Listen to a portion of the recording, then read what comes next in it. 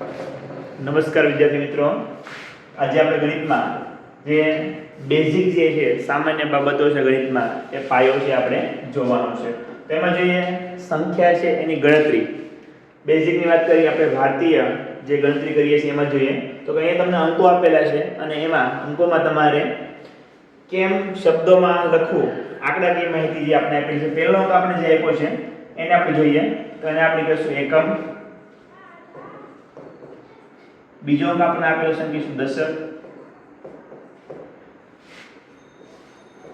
100, એકમ, દશક, 100, 1000,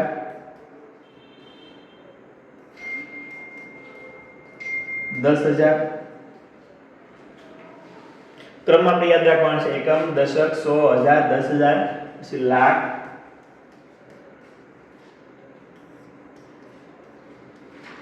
10 લાખ, કરોડ, 10 કરોડ, અબજ. આગળ ઘણું બધું છે પણ આપણા માટે એટલું છે ઇનફ છે. તો અહીંયા આપણે સંખ્યા જે તમને આપેલી છે બરાબર, એને આપણે જોઈએ કે પહેલો અંક છે એકમનો, દશકનો, 100, 1000, 10,000, લાખ, 10 લાખ, કરોડ, 10 કરોડ અને અબજ, 10 અબજ, ખરોડ, નિખરોડ, આ ઘણું બધું આપણે આપેલું છે બરાબર. એટલું આપણા માટે અગત્યનું છે. તો આપણે એની સ્થાન કિંમત જોઈએ. પહેલો અંક તમને આપ્યો છે 1.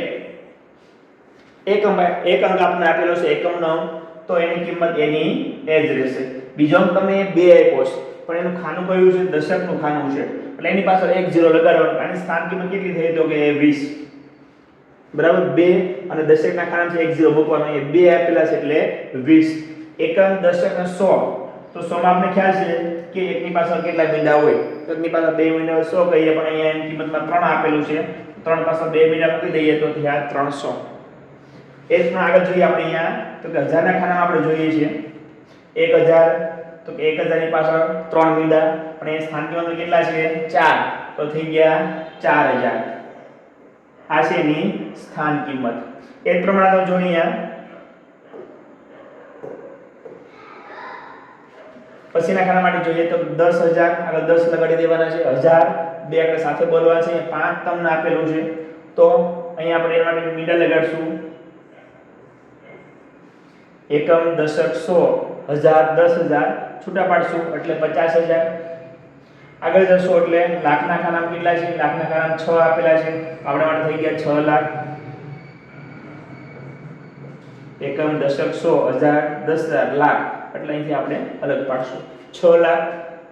આગળ જઈએ તો 10 સાથે લગાડવાના છે એટલે અહીંયા તો કે 6 7 તમને આપેલા છે તો કે 7 ની પાછળ આ એ પાછળ જેટલા મીંડા આવતા કેટલા કોઈ દે સાથે 1 2 3 4 5 6 તો 6 મીંડા લગાડી દઈશું. 1 2 3 4 5 આમાં તો કે 6 મીંડા આવશે. 3 3 6 કુલ 6 મીંડા.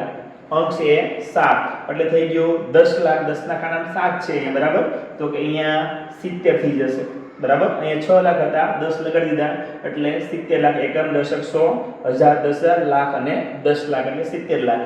પછી અહીંયા આગળ જોઈએ આપણે કરોડના ખાનામાં, તો અહીંયા જોશું કરોડના ખાનામાં કેટલા છે તો કે 8 છે. તો કેટલા મીંડા લગાડશું? તો પાછળના 7 અંકો વધ્યા છે, 7 મીંડા લગાડવાના છે. તો 1 2 3 4 5 6 અને 7 મીંડા આપણે અહીંયા લગાડીએ છીએ તો એની કિંમત થઈ ગઈ 8 કરોડ.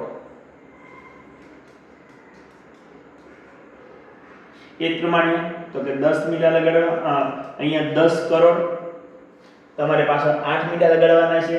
9 ની પાછળ કેટલા? તો કે 9 ની પાછળ છે 8 મીંડા લગાડવાના થઈ ગયા એટલે એ કિંમત થઈ ગઈ તો કે અહીંયા કરોડમાં હતી તો બે સાથે બોલવાના છે તો 90 કરોડ. ત્યાર પછી અબજ એટલે સંખ્યા રેખા જે આપણને જેમ લઈએ છીએ એની જેમ અહીંયા સંખ્યા માટે એકમ, દશક, 100, 1000, 10,000, લાખ, 10 લાખ, કરોડ, 10 કરોડ, અબજ અને 10 અબજ. તો આને આપણે સંખ્યા છે એને આપણે કેમ લખશું બરાબર, શબ્દોમાં કેમ લખશું આપણે જોઈએ. તો અહીંયા આપણે વાત કરીએ ક્રમમાં લઈએ આપણે એની સ્થાન કિંમત જોઈ છે. તેમ છતાં એક સાથે અંકો આપણને આપ્યા તો કેમ આપણે લઈ શકીએ? આ ફક્ત આપણે એની સ્થાન કિંમત જોઈ છે બરાબર. આનું સ્થાન ક્યાં છે એના આધારે એની કિંમત. આગળ જોઈએ તો અહીંયા આપણે એક સંખ્યાને and subscribe.